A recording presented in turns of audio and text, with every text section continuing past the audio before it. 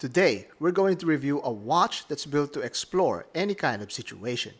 And in the spirit of exploration, we're going to do the most extreme experiment this channel has ever seen. Putting this coffee-colored dive watch into this coffee-colored coffee.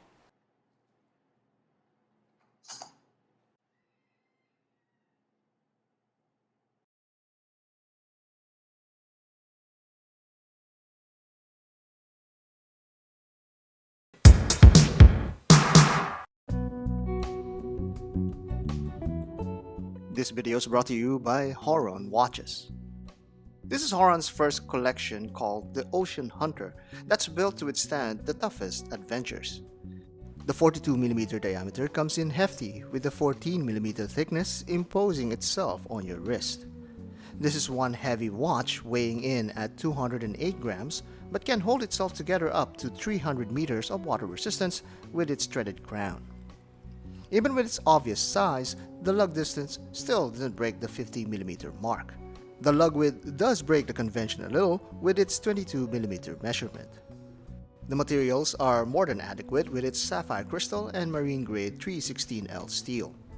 The movement too is a step up from the norm with the Celita caliber that beats at 4 Hz and has a 38-hour power reserve.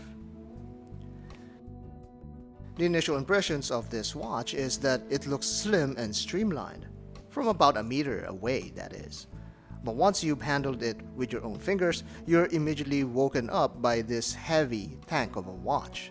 Like a drill sergeant that missed his morning brew, the Ocean Hunter will move you to do some laborious physical work worth its commanding proportions. Skinny wrists like mine would feel like Steve Rogers on a pre-serum bootcamp fodder. It's simply massive from its thickness up to its wide male end links. It is slightly contoured to ensure it hounds your cuff with relative comfort. Operation is very robust and reliable. The threaded crown is solid to turn. I love Celita's crisp date switching that adds a level of quality above other Japanese movements in the market. The seconds hand hacks as you set the time on this Ocean Hunter. I like how the clasp is appropriately bulky to match this chunky watch. It's snappy to open and close, and its milled bridges never falters during each action. Another cool feature is the micro-adjust triggers that can be activated without having to take the watch off your wrist. It's very convenient, but it may snag your skin at times, and it kinda breaks the streamlined profile of the bracelet once it's extended out. Next is the bezel action that can be polarizing. This bezel is a bit soft and springy when you turn it. I'll leave it up to you if that's good or bad. Another thing to look out for is the Seamaster style grips. Stylish it may be, but it's easier for fingers to slip with these kind of bezels. This does create a good amount of surface contrast that complements its brush bezel insert very well. Surface detailing is where this watch truly shines. For this Hydra variant, the brown and black colors works to highlight the textures all over the dial. These muted tones leave enough room to showcase light in its many different forms. The brushed insert takes a back seat to the shiny bezel and crystal. Zoom in on the dial and you'll find pleasing measures of guilloche patterns on the inner and outer dial. This is wonderfully broken by the applied indexes and that framed date window. The automatic and Horon branding is a bit too large for my taste, but very much welcome to have than not. I'm also happy they added a colored seconds tip, giving a playful visual interest. Behind the watch is a display caseback that provides a view of the decorated roller. The rest of the movement is left as it is, so as not to take away much of your attention from that fantastic dial. It's simply amazing to see how this mesmerizing pattern reflects light in various wavy shapes. For younger watch fans out there, this kind of dial work introduces them to watchmaking art found on the best dials out there made by brands such as Breguet and Parmigiani. Not that this has hand-turned decoration, but it's certainly the next best thing on a budget. But this Ocean Hunter still packs another feature that makes it more appealing to own. The bracelet includes a quick release mechanism that opens up a number of strap options for you to fling it onto. Being a rugged watch that it is, you don't really need to worry if it's going to hold up to nicks and scratches.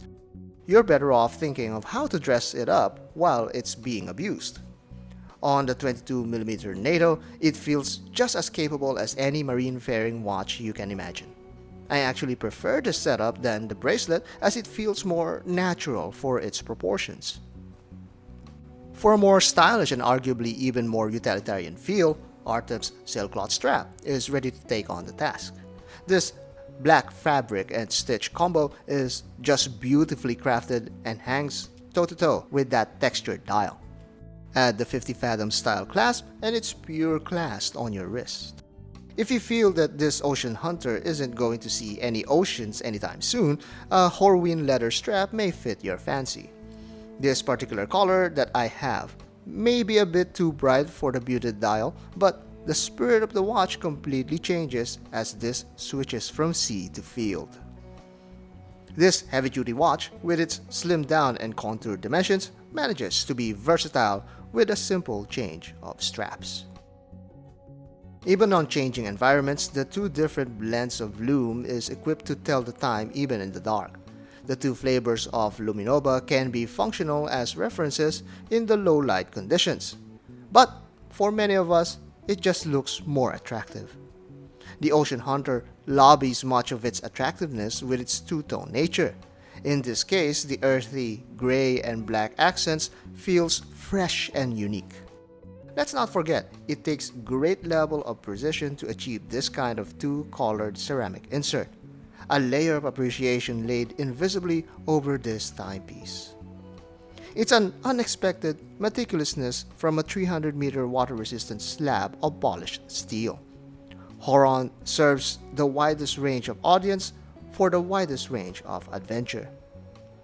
The Kickstarter price starts at $499 with 4 different options to choose from. With some of the most impressive specs in the microbrand market today, the Ocean Hunter proves to be ready for any situation you can imagine, even for content creators who are willing to get their wrists a little bit sticky.